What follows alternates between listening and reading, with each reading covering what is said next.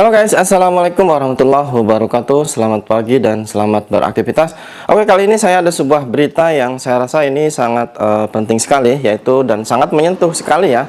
Yang mana kejadian mungkin teman-teman sudah pada lihat yang punya TikTok ya, karena berita ini sudah pun menyebar di sosial media, di TikTok, di YouTube dan di Facebook juga banyak ya.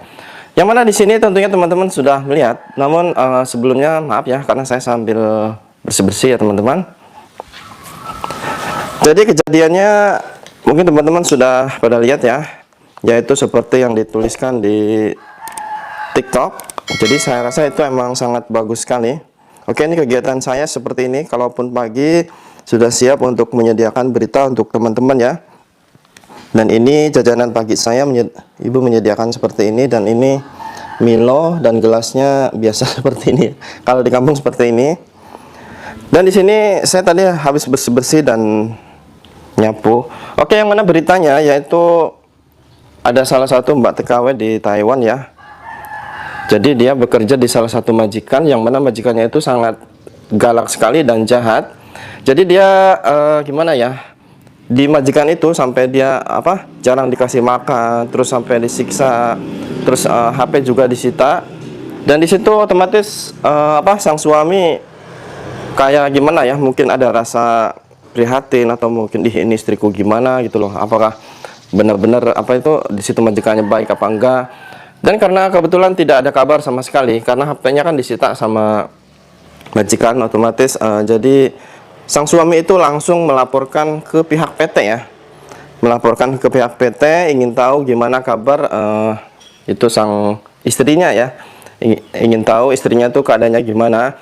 Dan terus di situ setelah dia mengadukan, akhirnya PT tersebut melaporkan ke KDI di Taiwan ya.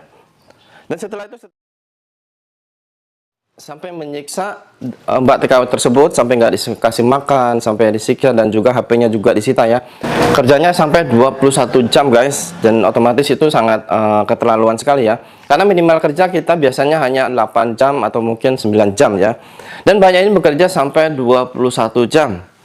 Dan alhamdulillah karena suaminya itu sangat peduli sama istrinya, dia melaporkan ke PT, yaitu ke pihak PT yang mana dulu istrinya itu berangkat. Dan selepas itu dari pihak PT langsung melaporkan ke bagian KDI ya. Setelah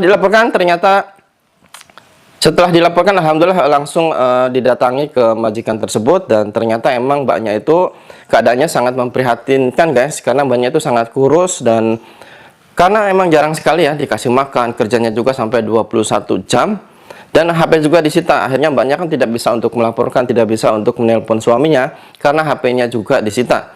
Jadi intinya untuk teman-teman, saya rasa ini suaminya sangat baik sekali ya, karena dia sampai khawatir keadaan istrinya bekerja di Taiwan, gimana keadaannya, hingga dia melaporkan ke pihak PT, dan akhirnya pihak PT melaporkan agensi di Taiwan. Dan alhamdulillah sekarang sudah pun terbongkar ya, bahwa emang majikannya itu sangat jahat sekali.